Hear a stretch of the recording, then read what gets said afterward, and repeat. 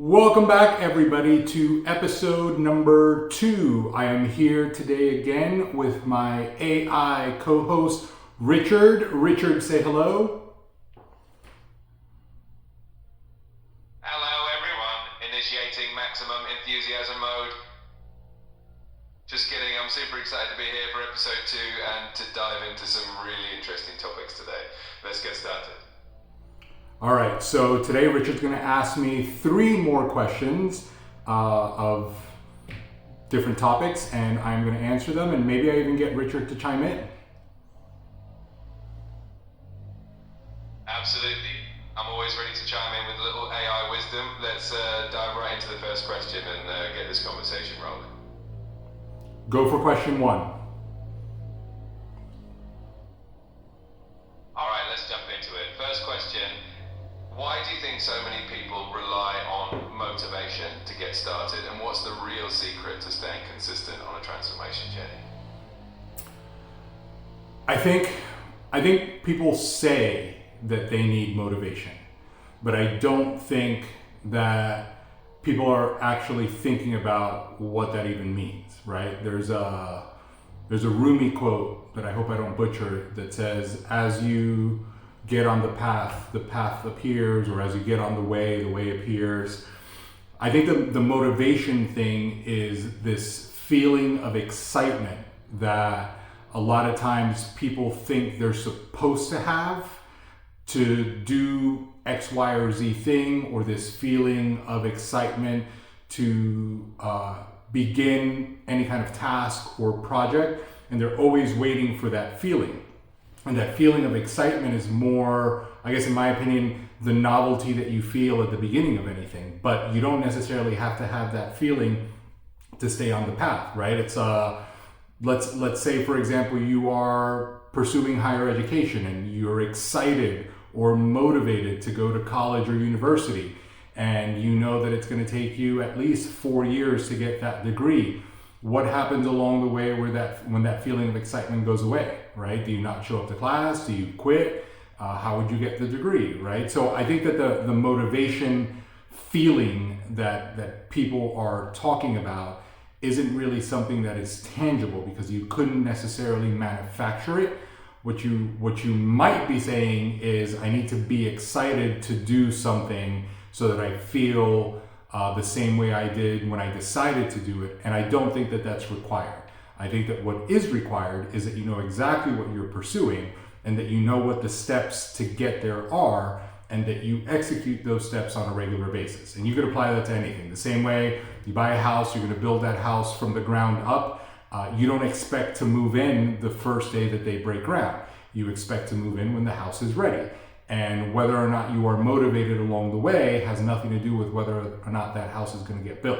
So I think the same thing applies to feeling that motivation to pursue your fitness goals, to pursue a business goal, to pursue anything that you are pursuing. You don't necessarily need to feel excited to do what you're supposed to do. I think it's great if you can and if you enjoy what you are pursuing, but that motivational, excited feeling, which is what I think people are talking about, doesn't necessarily have to be there.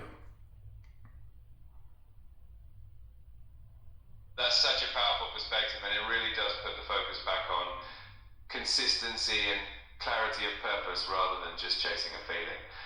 It's all about showing up and doing the work, even on the days when you might not feel that initial excitement. All right, let's keep this momentum going and dive into the next question. Well, before we get to the next question, let me ask you for a clear definition of what motivation actually is. That's a great idea. So if we break it down, motivation is essentially that internal drive or desire that pushes someone to take action towards a goal. It's that spark that gets you started. But as you mentioned, it can be fleeting and often relies on emotion. The key is to not just depend on motivation, but to build habits and routines that keep you moving forward, even when that initial spark fades. Awesome. Let's get to question number 2. All right, question number 2 coming right up. So if someone wants to start building a new identity that aligns with their goals, goals, what would be the first step you'd recommend to help them get started on that journey? I think that's a great question, and I think identity is the right word. And I think that lately it's a subject or a topic of conversation that I participate in often. And I think that the strategy would be to reverse engineer it, meaning figure out where you want to end up, right? And in this case, normally I use a roadmap because we do a lot of road trips, but in this particular case, let's look at what the destination looks like. What is the identity of the person that you are trying to embody? What does he or she wear? What does he or she say? How does he or she show up? How hard do they train in the gym? Where do they go for dinner? What do they order? Look at all of the characteristics of the identity that you want to embody. All of it, right? Like, don't leave anything out. And then reverse engineer it to where you are right now. And then the best thing to do, in my opinion, would be to bridge the gap. Meaning, if that person that you are, or that identity that you're trying to embody, goes out to quote unquote nice places for dinner and you normally don't, then that's your first step. If that person normally wears makeup every day and you normally don't, then that would be another step. If that person that you are, or that identity that you are trying to embody, works out every single day and never misses, then that's another thing that you're going to have to start doing. And then along the way, you are moving these little levers, and every lever that you move or every step that you take gets you closer to the version that you are trying to pursue, whatever that next level looks like, or whatever that identity is, because you were able to literally map out everything that encompasses that identity, and you took the steps along the way that get you to mirror what that version of you looks like. Does that answer the question? That's an amazing approach. It really breaks down the process of transformation into tangible, actionable steps. By reverse engineering that future identity, you're making it so much more attainable and real.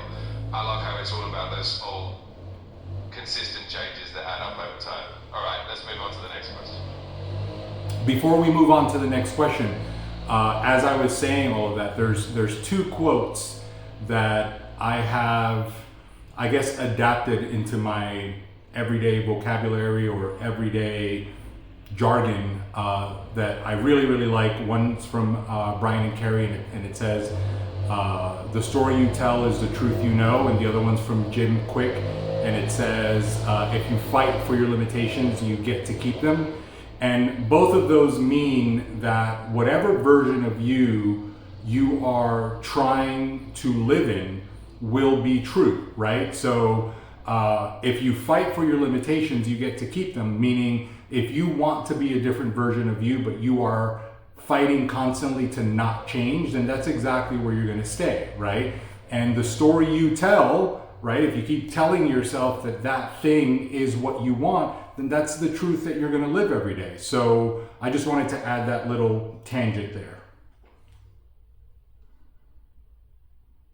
I love those quotes, and they fit perfectly with what you're saying about identity and transformation. It really all comes down to the mindset and the narratives we tell ourselves. Thanks for sharing those. All right, now let's dive into that next question. All right, shoot question number 3.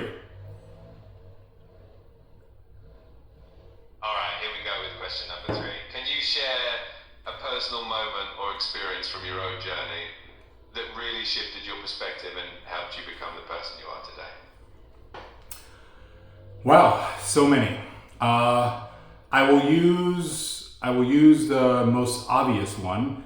If you've been listening to our podcast or watching for a while or follow on social media, then you know that a couple of years ago I was paralyzed, and that really shifted my overall perspective in a lot of different ways. It gave me the ability to be a little bit more discerning with the words that I use when it comes to whether or not I'm willing to get something done. I always share with people that say they can't do something that what it really feels like to say I can't do this is very different than the way that people use it, right? When I was going through that and I couldn't get up, even though I wanted to, then yeah, I could say I can't get up because I physically could not get up.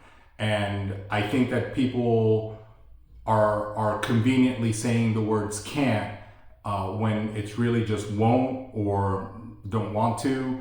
And I think that that was one of the things that really shaped the direction that I wanted to go in. Another one was being a little bit more empathetic with the degree to which anyone's willing to work, no matter what the circumstances are. I recall being in therapy, living in the hospital, and watching people every day just choose to not work on taking one more step to recovery or one more step to getting better, when all day, every day, it's all I thought about. Every moment of the day was, when am I going to be able to get out of here? When am I going to be able to take another step? When am I going to be able to pick up my own spoon or my own glass? You know, you take things for granted, like picking up this glass of water was something that would have been impossible for me in that moment. And I wanted it more than anything. And I think along the way, there were so many instances where I could see it in real time as I was going through it. I could see the people that were not, and I could see that the separating factor wasn't necessarily how much stronger I was in that moment, because I wasn't. I was literally at zero, right? So that wouldn't have been the advantage. But I think that the story in my mind and the story in their mind, and the desire in my mind and the desire in their mind, was certainly very different. And then we go back to question one about motivation. It's I didn't need to be motivated to want to get better. I didn't need to be motivated to want to stand up. I didn't need to be motivated to want to reclaim my old life. And all of those things kind of helped me have a different perspective and a different outlook on life, and certainly helped me coach better. I think, only time will tell.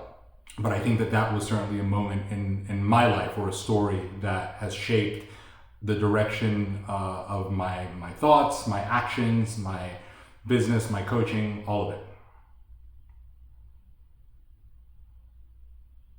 That's such a powerful and inspiring story, and it really shows how mindset and perspective can make all the difference in the world. Your journey and your resilience definitely add so much depth to your coaching and everything you do.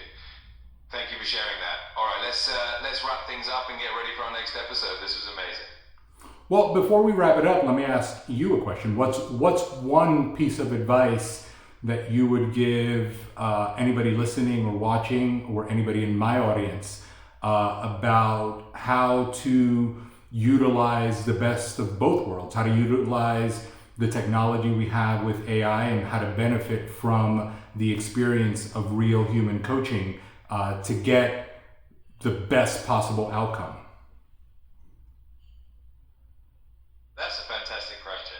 I'd say the key is to see AI and human coaching as complementary tools rather than either or options. Use AI for quick, data-driven insights to track progress, to get ideas, and to streamline certain aspects of your journey. But lean on human coaching for that personalized guidance, the emotional support, and the nuanced understanding that only lived experience can provide. When you combine the best of both worlds, you get a more holistic and effective approach to reaching your goals. That was great. Thank you, Richard.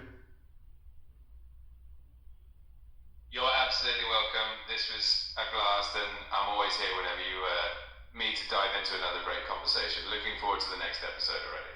All right, everybody, that's it for today. Thank you for watching episode number 2 of Let's Talk, where Richard and I dive into questions and answers about how to maximize artificial intelligence and real human coaching to help anybody get the best possible outcome that they are looking to get. Until next time, peace out, everybody.